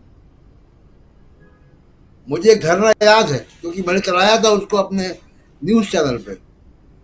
वो धरना इन्होंने गुजरात के मुख्यमंत्री के तौर पे दिया था नर्मदा के मामले पर। तो वहाँ एयर कंडीशनर, कूलर सब कुछ लगा हुआ था। तो वो एक 3-4 घंटे का एक वही धरना था जो मुख्यमंत्री रहते हुए। लेकिन विपक्ष के तौर पर आप लोगों को किसी को नहीं याद होगा कि नरेंद्र मोदी राजनीतिक कार्यकर्ता के रूप में किसी मोर्चे पर, कभी जंतर मंतर, किसी धरने पे गए। तो कभी इन्होंने अपने पॉलिटिकल करियर में राजनीतिक लड़ाई नहीं लड़ी। पीछे से रहे हैं मुरली मनोहर जोशी के साथ, कभी आडवाणी के साथ, कभी यहाँ। उसके अलावा प्रशासनिक ढंग से उन्होंने अपना काम किया। आज भी यही स्थिति है कि जब राहुल गांधी या विपक्ष इंडिया गठबंधन एक सामने आ गया, आप देखिए कि अगर मान लीजिए, फर्ज कीजिए राजीव जी, कि मीडिया उतना ही इंडिपेंडेंट हो जितना यूपीए के समय था, मैं दावे के साथ कह सकता हूं कि 24 घंटे नहीं रुक पाएंगे। राहुल गांधी तो 15 साल से सरवाइव कर रहा है पॉलिटिक्स में। मोदी साहब 24 घंटे नहीं सरवाइव कर पाएंगे अगर वो मीडिया उतना ही वैसा ही हो जाए जैसा 2014 के पहले था। तो ये मतलब 9 मन तेल होता है तभी मोदी जी परफॉर्म करते हैं। जिसमें मीडिया, ब्यूरोक्रेट, सब कुछ साथ में हो, तभी चलता है काम। तो इसलिए मुझे लगता है कि देखिए, अभी 19 तारीख को पहला राउंड इलेक्शन का आएगा। अभी लगभग 20 दिन का समय, 22 दिन का समय है। आप देखिएगा इन 2-3 सप्ताह में इस देश का मौसम एकदम बदल जाएगा। कोई गठबंधन, कहाँ पार्टनरशिप हो रही है, कहाँ नहीं हो रही है, कौन सा इक्वेशन, कुछ काम नहीं आएगा। आप देखिएगा कि ये इलेक्शन तानाशाही और लोकतंत्र पे ही चुनाव लड़ा जाएगा। यही सबसे बड़ा मुद्दा होगा। देश की जनता चुनाव लड़ेगी और ब्यूरोक्रेट को, जो राहुल गांधी कह रहे हैं, मैं अमरिंदर जी की बात को दोहरा रहा हूं कि जो राहुल गांधी कह रहे हैं उसमें एक बहुत स्पष्ट तरीके से कहना चाहिए कि 4 तारीख को सरकार बदलेगी। हमने इन सारे अधिकारियों की लिस्ट निकाल रखी है और इन अधिकारियों को के लिए सख्त आदेश होंगे कि देश छोड़ के नहीं जाएंगे। आप देखिएगा राजीव जी, अगर चुनाव पे परिणाम दूसरे होंगे, लाइन लग जाएगी। ये जितने ब्यूरोक्रेट हैं सब ये फरार होंगे, भागेंगे देश छोड़कर। इन्होंने अपने इंतजाम कर रखे हैं बाहर। आपको मैं एग्जाम्पल बता देता हूँ, जो मुकेश जी भी कह रहे थे, तेलंगाना का फोन टैपिंग का मामला जी, उसका जो सरगना है टी प्रभाकर राव, जो कि तेलंगाना के इंटेलिजेंस ब्यूरो का चीफ भी था, ये पॉलिटिशियंस के, विपक्षी नेताओं के फोन टैप करता था। केवल तेलंगाना के, तेलंगाना के बाहर के भी नेताओं के फोन टैप करता था। ये फरार है, बताया जा रहा है कि अमेरिका में है। ये सरकार बदलते ये ब्यूरोक्रेट जितने हैं जो अभी ईडी सीबीआई का काम कर रहे हैं, ये सब फरार होंगे, ये भागेंगे। कोई अमेरिका भागेगा, कोई यूरोप भागेगा, कोई अफ्रीका के कंट्री में भागेगा, कोई लैटिन अमेरिका भागेगा। इसलिए ये बहुत स्पष्ट तौर पे कर देना चाहिए कि इनकी लिस्ट हमारे पास है और इन अधिकारियों के नाम पब्लिक डोमेन में आ जाने चाहिए, ताकि जनता भी देखे ना कि ये संविधान की शपथ लेकर ये अधिकारी आते हैं। इनको भारत के राष्ट्रपति का अपॉइंटमेंट लेटर मिलता है, इनको जेपी नड्डा ने अपॉइंटमेंट लेटर नहीं दिया है। तो इनको भारत के संविधान की रक्षा करनी है। और अगर ये ब्यूरोक्रेट देश के लोकतंत्र को, देश के संवैधानिक लोकतंत्र को उखाड़ फेंकने की साजिश कर रहे हैं, तो इनके नाम उजागर होने चाहिए, ताकि सरकार बदले तो समुचित कानूनी कार्रवाई हो सके इनके देश छोड़ने, फरार होने से पहले। बिल्कुल राजीव, बिल्कुल बिल्कुल आप सही कह रहे हैं। राहुल गांधी ने जो बात कही थी 15 मार्च को, उसको एक बार फिर से आपको सुनाना चाहता हूं। आज राहुल गांधी ने ट्वीट करके अपने उसी वीडियो को क्यों जारी किया, ये देखना यहां जरूरी है। जरा सुनिए, पहले इस ट्वीट को देखिए। कह रहे हैं राहुल गांधी कि जब सरकार बदलेगी तो लोकतंत्र का चीरहरण करने वालों पर कार्रवाई जरूर होगी, और ऐसी कार्रवाई होगी कि दोबारा फिर किसी की हिम्मत नहीं होगी ये सब करने की। ये मेरी गारंटी है। बीजेपी टैक्स टेररिज्म, ये कह रहे हैं हैशटैग के साथ में, ये राहुल गांधी कह रहे हैं। लेकिन पहला सेंटेंस जो है, जब सरकार बदलेगी तो, यही हमारे तमाम साथी कह रहे हैं कि जब नहीं, आप कहिए कि 4 तारीख को जब सरकार आपकी बदल रही है, यानी कि बीजेपी की सरकार जा रही है और इंडिया गठबंधन की सरकार आ रही है, तो आप क्या करेंगे। और तब आप लिखिए कि लोकतंत्र का चीरहरण करने वालों पर कार्रवाई होगी, और ऐसी कार्रवाई होगी कि दोबारा फिर किसी की हिम्मत नहीं होगी ये सब करने की। ये मेरी गारंटी है। वीडियो में क्या कुछ कहा है, जरा वीडियो को भी ले आइए। अगर ये इंस्टीट्यूशंस अपना काम करते, अगर सीबीआई अपना काम करती, ईडी अपना काम करती, तो ये नहीं होता। तो उनको ये भी सोचना चाहिए, ये जो सब कर रहे हैं, कि किसी ना किसी दिन बीजेपी की सरकार बदलेगी और फिर कार्रवाई होगी, और ऐसी कार्रवाई होगी कि मैं गारंटी कर रहा हूं ये फिर से कभी नहीं होगा। तो उनको भी सोचना चाहिए। अनिल जी, इसी कॉन्फिडेंस की बात कर रहे थे हमारे दोनों साथी, शान टंडन जी भी और अमलेंदु उपाध्याय जी भी। किसी न किसी दिन बीजेपी की सरकार बदलेगी, अब तो सामने रिजल्ट का दिन है। जिस दिन बोल रहे थे राहुल गांधी, उस दिन चुनाव की घोषणा नहीं हुई थी। 15 तारीख को बोले हैं और 16 तारीख को चुनाव की घोषणा हुई है, 16 मार्च को। 17 मार्च को फिर इनकी महान रैली थी शिवाजी पार्क में। लेकिन अब ये उम्मीद की जाए कि जब 31 मार्च को यानी परसों जब फिर से राहुल गांधी भाषण देने आएंगे दिल्ली के लाल किला के मैदान से, रामलीला मैदान, तो वहाँ पे रामलीला मैदान से, तो वहाँ पे क्या राहुल गांधी अब किसी न किसी दिन की जगह कहेंगे कि 4 तारीख को हमारी सरकार आ रही है, और फिर ऐसे लोग जो बेवजह इनकम टैक्स के नोटिस भेजते हैं, बेवजह हेमंत सोरेन को गिरफ्तार करते हैं, अरविंद केजरीवाल को गिरफ्तार करते हैं, तमाम नेताओं को परेशान करते हैं, इलेक्टोरल बॉन्ड के ज़रिए घूस लेते हैं, चंदा उगाही करते हैं, इसका धंधा बना दिया, और और इसमें जो नौकरशाह लिप्त हैं उनके ऊपर कठोर कार्रवाई होगी। क्या ऐसा सुनने जा रहे हैं हम? नहीं, देखिए ये अंतर है, आपको कैरेक्टर भी देखना पड़ेगा। एक आदमी है कि देख रहा है कि इतनी बेईमानी चल रही है और किस तरह के झूठ बोल रहे हैं वो, ये आपको अंतर देखिए मनमोहन सिंह और इनमें, ये 2 प्राइम मिनिस्टर का अंतर बहुत इंपॉर्टेंट है। वैसे ही राहुल गांधी और मोदी जी का जो अंतर है वो देखना चाहिए। कभी आप ऐसी उम्मीद नहीं कर सकते थे कि इलेक्टोरल बॉन्ड जैसी घटना हो जाए और मनमोहन सिंह इस तरह का बोले या राहुल गांधी इस तरह से करे कि दूसरे मतलब बताएं और दूसरे को ही गाली दें और उसको भ्रष्ट बताएं। तो ये कैरेक्टर का फर्क है, राहुल गांधी और मोदी जी में कैरेक्टर का फर्क है। वो एक मर्यादा से बाहर नहीं जाएंगे। मैं नहीं उम्मीद करता कि वो सीधे सीधे चुनौती देंगे ब्यूरोक्रेट्स को, लेकिन इस बार ये जरूर है कि जो रिजॉल्व है, जो अब की स्थिति है उसमें बदलाव हुआ है।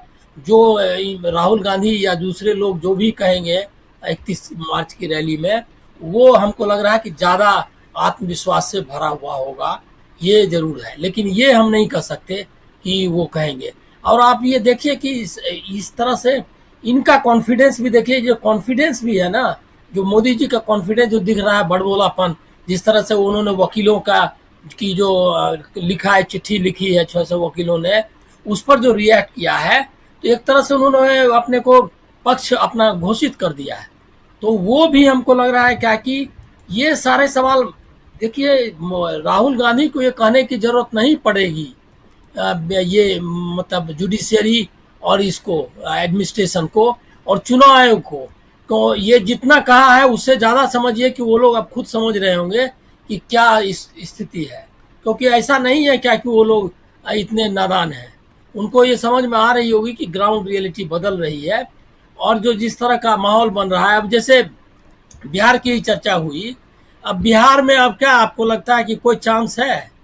मैं तो मतलब इतना प्रॉब्लम इनको होने वाला है कि जिसकी कल्पना नहीं कर सकते। और मैं तो आपको दूसरी बात कर रहा हूँ, बीजेपी का ज़्यादा प्रॉब्लम होने वाला है, जेडीयू की कुछ सीटें निकल भी सकती है। जो सोशल इक्वेशन बन रहे हैं उसमें कहीं कहीं जेडीयू की सीटें निकल जाएंगी, या मान लिया हाँ, हमको तो खैर कोई सीट नहीं मिलने वाली है, ना उपेंद्र कुशवाहा को कोई सीट मिलेगी, चिराग पासवान को भी सीट बहुत कम होने वाली है, लेकिन जेडीयू की सीटें कुछ सीटें रह जाएंगी। और बीजेपी और ये जो 3 पार्टियां हैं बहुत बुरी हालत। 16 सीटें थी, कितनी रह जाएंगी इस बार? मेरे ख्याल में जेडीयू नहीं, 16 तो नहीं रह पाएगी, 16 थी पिछली बार। हाँ तो 5-6 सीट 16 पे लड़ रहे हैं। नहीं, 5-6 सीट से ज्यादा मैं देखिए, मैं थोड़ा सा ज्यादा ये लगेगा, मतलब कि उस तरह से आकलन हो सकता है कि लोगों को लगे कि ठीक नहीं है, लेकिन मेरा अंदाजा है कि ये लोग ज्यादा से ज्यादा 14-15 सीट से ज्यादा नहीं, सब मिला करके भी ला पाएंगे। मतलब बीजेपी और जेडीयू और सब मिला हिंदुस्तानी आवाम मोर्चा, ये सब मिलाकर आप स्वीप देखेंगे जो सीटें हैं। और अब जो जैसे देखिए, और कोऑर्डिनेशन कितना हो गया, पप्पू यादव ने जिस तरह से लग रहा था कि एकदम हो जाएगा इसको लेकर के, वो चले गए। और दूसरा सीपीआई सीपीएम सबने जिस तरह का माहौल मतलब ये कर लिया है, अपने को मतलब ये किया है, मतलब पीछे खींचा और गठबंधन को रखा आगे, तो ये बहुत इंपॉर्टेंट है। और सबसे कि धीरे धीरे मोमेंटम ये गैदर कर रहा है कि कोई उनका वहाँ फेस नहीं है। और नीतीश भी अभी तक आपको कहाँ लग रहा है कि कोई अपने को आ पा रहे हैं कि कोई जोर का ताकत लगा करके और एकदम कर पा रहे हैं। उनको भी अब वो डिपेंड कर रहे थे मोदी पर। अब मोदी जी के व्यक्तित्व पर बिहार में नहीं कोई देने वाला है। बिहार कोई ऐसा प्रदेश नहीं है जिसको कि आप मतलब इस तरह से प्रभावित कर ले, तो वहां तो एकदम बुरा हाल है। महाराष्ट्र में बहुत बुरी हालत होगी। यूपी के बारे में अभी कह नहीं सकते।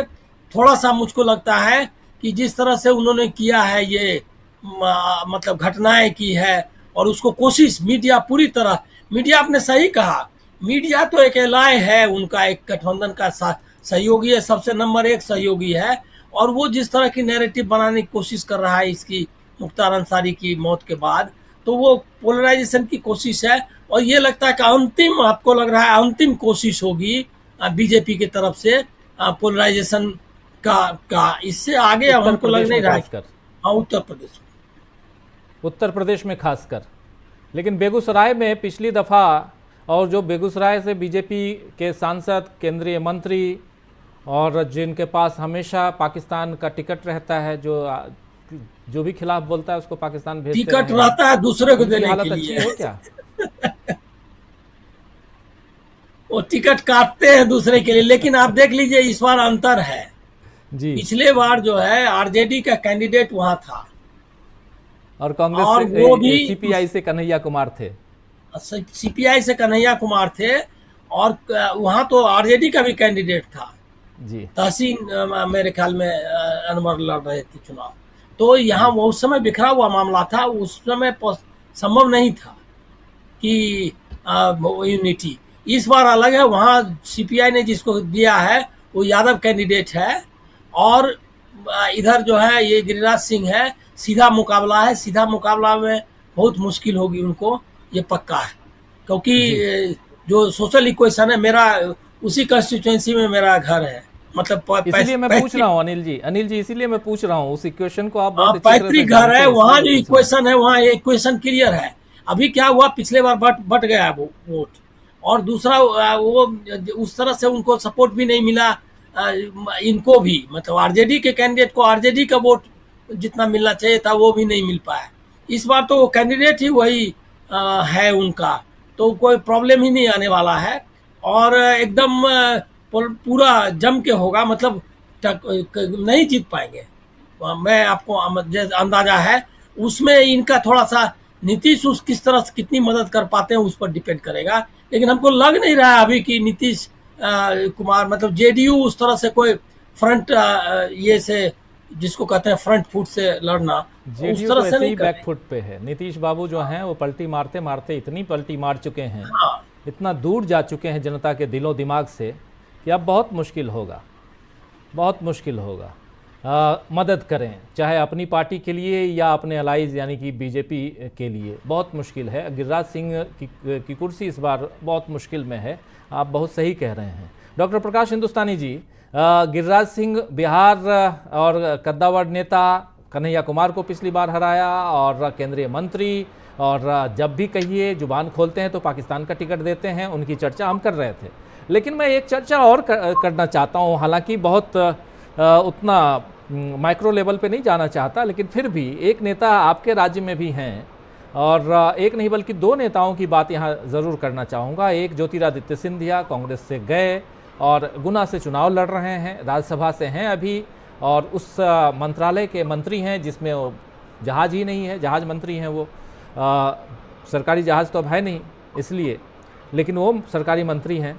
दूसरी तरफ शिवराज सिंह चौहान, और इन दोनों के सामने कांग्रेस ने जो कैंडिडेट रखे हैं, ये दोनों जो पुराने कैंडिडेट, इनके जो पुराने साथी वही हैं।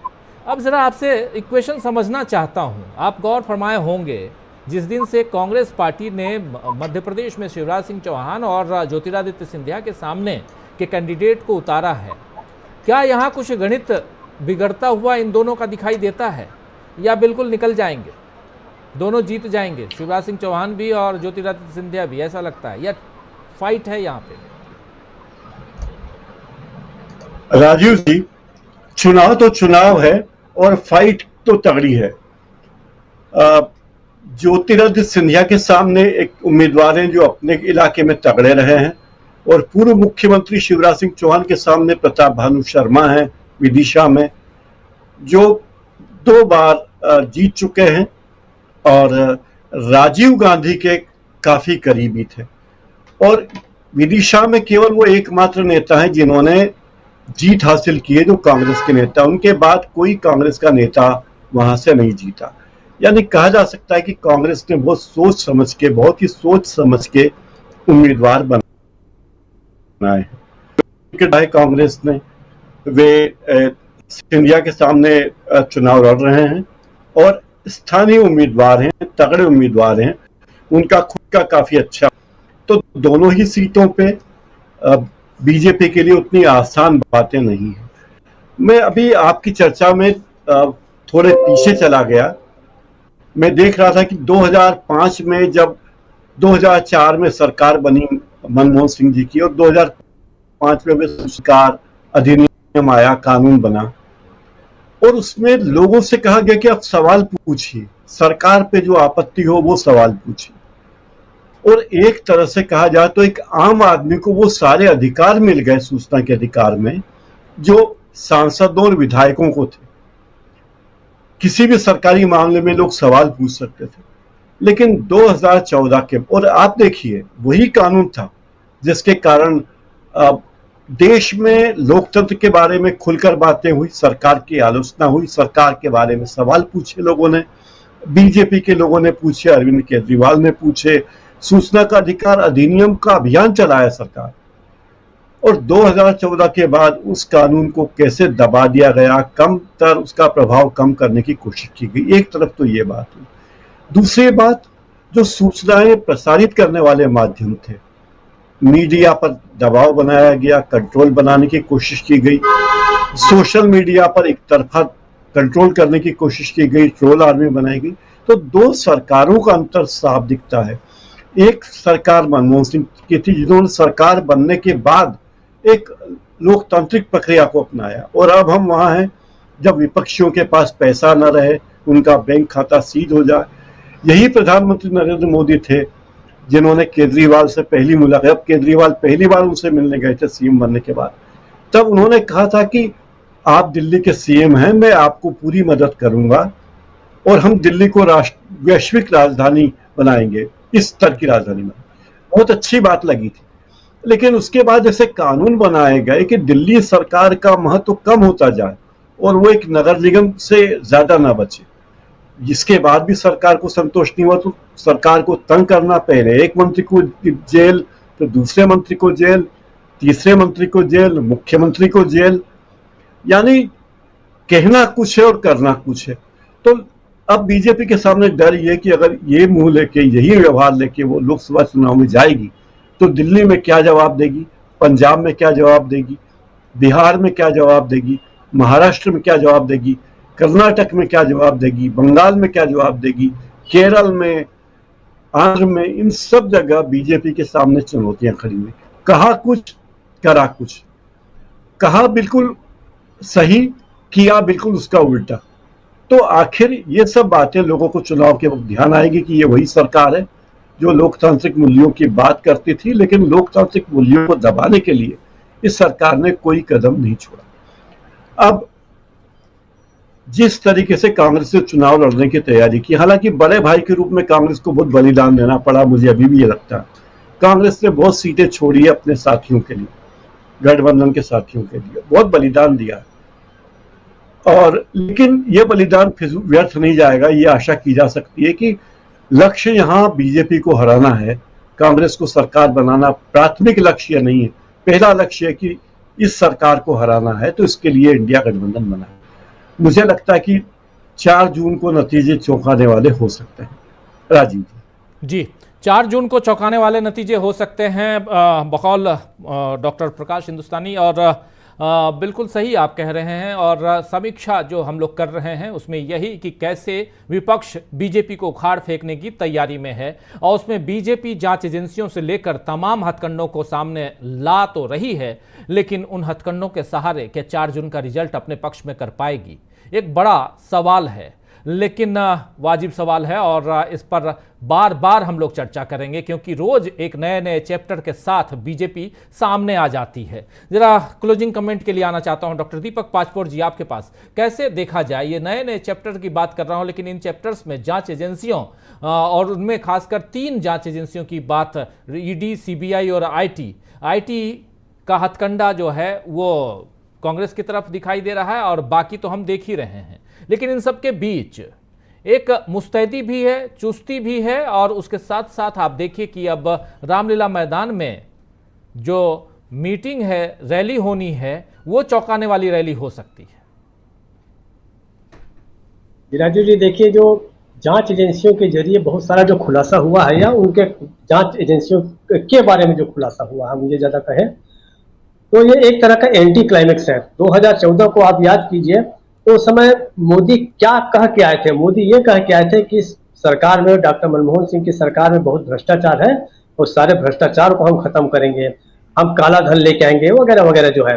अब स्वाभाविक रूप से अगर वो भ्रष्टाचार को खत्म करते तो किन के जरिए करते? वो इन्हीं एजेंसियों के जरिए तो करते हैं कि सीबीआई हुआ, उसके बाद इनकम टैक्स हुआ और ईडी हुआ। लेकिन धीरे धीरे देखिए, हम पिछले 10 सालों में हमारे चुनाव का जो तरीका है उसका स्वरूप बड़ा बदलता गया है। उस समय जब आए तो ईमानदारी बनाम भ्रष्टाचार ये लेके आए। उसका 2019 का आप देखें चुनाव, तो वो राष्ट्रवाद बनाम देश विरोधी ताकतें, एक तरह से उसका कर दिया गया। लेकिन उन दोनों की कस्टडी इन्होंने अपने पास रखी मोदी जी ने, कि मैं ही ईमानदार हूं और मैं ही जो सबसे बड़ा देशभक्त हूं। उसके बाद लेकिन कुछ थोड़ा जब आगे बढ़ा मामला, अब मैं बात कर रहा हूं 2019 से लेकर 2024 के बीच की, उसके बाद फिर थोड़ा सा जो है राजनीतिक इक्वेशन जो है, राजनीतिक हमारा जो परिदृश्य है वो फिर थोड़ा सा बदलता है। उसमें फिर लोगों को ये लगने लगा कि बहुत सारी आपने देशभक्ति की बात कर ली, आप मोदी बहुत बड़े महान हो गए, आप विष्णु के अवतार भी हो गए, कल्कि के अवतार भी हो गए, वगैरह वगैरह जो है। उनका लार्जर देन लाइफ जो एक पूरी की पूरी छवि गढ़ी गई, वो धीरे धीरे लोगों के सामने खुलने लगी और लोग ये जान गए कि भाई इन सब के अलावा जो हमारी मूलभूत समस्याएं हैं, जो मूलभूत हमारे मुद्दे हैं, वो तो पिछड़ते जा रहे हैं। तो धीरे धीरे हमारे राजनीतिक परिदृश्य पे वो एलिमेंट वापस आने लगा जो 2014 में कांग्रेस लेके आई थी। शाइनिंग इंडिया की बजाय उन्होंने कॉमन लोगों के बारे में, गरीबों के बारे में बात करनी शुरू की। 10 साल जो डॉक्टर मनमोहन सिंह ने जो सरकार चलाई, उसमें यही लोग केंद्र में थे कि किस प्रकार लोगों का सशक्तिकरण किया जाए, चाहे फिर वो मनरेगा के जरिए हो, राइट टू एजुकेशन हो, राइट टू इंफॉर्मेशन हो, और बहुत सारी जो योजनाएं हैं, इसके बारे में हम बार बार चर्चा कर चुके हैं, इसके बारे में बहुत ज्यादा बताने की जरूरत नहीं है। धीरे धीरे लेकिन जो बात ये बदलती गई और ये स्वरूप बदलता गया कि जो कस्टडी और जो कस्टोडियन और चैंपियन बनने की जो का दावा जो मोदी करते थे कि मैं ईमानदार हूं, मैं सबसे बड़ा देशभक्त हूं, ये सारी चीजें खत्म हो गई 2024 का चुनाव आते आते। और लोगों को ये पता चल गया कि जो कुछ भी हो रहा है इस देश की समस्याओं का, अगर कोई सबसे बड़ा जिम्मेदार कोई व्यक्ति है तो वो व्यक्ति जो है खुद मोदी है। बीच में ये भी बात चली कि व्यक्ति से व्यक्ति का भी एक तरह से तुलना की जाने लगी, मोदी वर्सेस राहुल। अब चुनाव इसको भी पार कर गया है। अब 2024 के चुनाव में अब जो 50 दिन जो रह गए हैं, अब जो मुद्दा है वो हो गया है तानाशाही बनाम लोकतंत्र का। तो जब ऐसी लड़ाई होती है तो बाकी मुद्दों को कवर कर लेता है, बाकी मुद्दे अपने आप आ जाते हैं उसके अंदर। अगर लोकतंत्र होगा तो जनहित के मुद्दे भी बरकरार रहेंगे, एजेंसियां भी अपने ढंग से काम करेगी, उसकी संवैधानिक जो स्वतंत्रता है वो भी ठीक से बनी रहेगी, तमाम जो स्तंभ है लोकतंत्र के वो भी मजबूत रहेंगे। तो अब लोगों ने ये रियलाइज किया है कि अब 2024 के दिन जब हम वोट करने जाएंगे तो हमें किसके पक्ष में वोट करना है, हमको लोकतंत्र के पक्ष में वोट करना है या हमें वही उसी व्यक्ति की तानाशाही चाहिए। अब हम जानते हैं कि मोदी के पक्ष में कौन वोट करेगा, बीजेपी के पक्ष में कौन वोट करेगा, उनका अपना जो वोट बैंक है वो करेगा।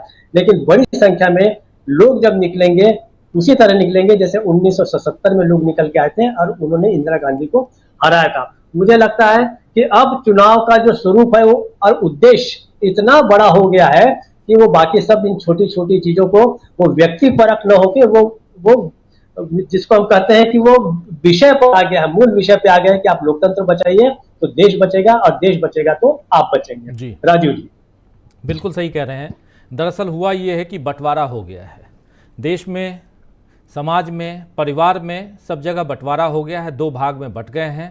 कोई अंधभक्त है, कोई इसके खिलाफ है और ये बंटवारा बहुत माइक्रो लेवल तक पहुंच चुका है और अब लोग जो हैं वो बिल्कुल तुरंत पहचान में आ जाते हैं, जो पहले नहीं होता था। डॉक्टर प्रकाश हिंदुस्तानी जी जैसे अभी कह रहे थे कि मनमोहन सिंह की जब 2004 में सरकार आई तो उन्होंने लोकतंत्र को मजबूत करने की कोशिश की, उन्होंने उदाहरण दिए, अभी उदाहरण दे रहे थे डॉक्टर हिंदुस्तानी, और साथ में ये भी बता रहे थे कि जब अरविंद केजरीवाल दिल्ली की सत्ता पर काबिज हुए, आप याद कीजिए उस समय उन्होंने किसको हराया था, कांग्रेस को हराकर दिल्ली की सत्ता पर वो काबिज हुए थे, कांग्रेस की सरकार थी और कांग्रेस के प्रधानमंत्री थे मनमोहन सिंह, डॉक्टर मनमोहन सिंह। तो उन्होंने क्या कहा था, उन्होंने कहा था कि दिल्ली को एक बढ़िया राजधानी बनाने के लिए जो भी मदद करनी होगी हम करेंगे।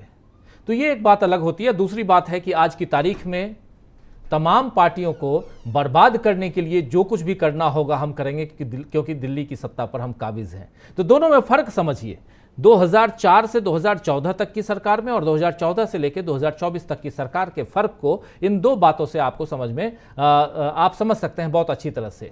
अरविंद केजरीवाल मुख्यमंत्री रहते हुए जेल के अंदर हैं, हेमंत सोरेन पूर्व मुख्यमंत्री आज की तारीख में कहला रहे हैं, लेकिन उनके दरवाजे पर जब ईडी के लोग पहुंचे थे तो वो मुख्यमंत्री थे, वो आज जेल के अंदर हैं। ऐसे कई लोग हैं, अरविंद केजरीवाल के तमाम साथी, मनीष सिसोदिया को देख लीजिए आप, चाहे आप संजय सिंह को देख लीजिए, ऐसे तमाम उनके साथी जेल के अंदर हैं। कई और भी हैं जेल के अंदर हैं। महुआ मोइत्रा अपनी बात खुल के रखती थी, उनके ऊपर जांच एजेंसियों की रडार पे हैं वो, और लगातार चुनाव के वक्त वो नोटिस पे नोटिस, कभी सीबीआई तो कभी ईडी कभी आईटी, वो सब कुछ हो रहा है। और इसके साथ साथ दानिश अली को देख लिया आपने, कितनी गालियां उन्होंने सुनी सदन के अंदर। तो ये सब कुछ ये समाज को कैसे बांटा गया है उसकी तस्वीर आपके सामने रख रहा था।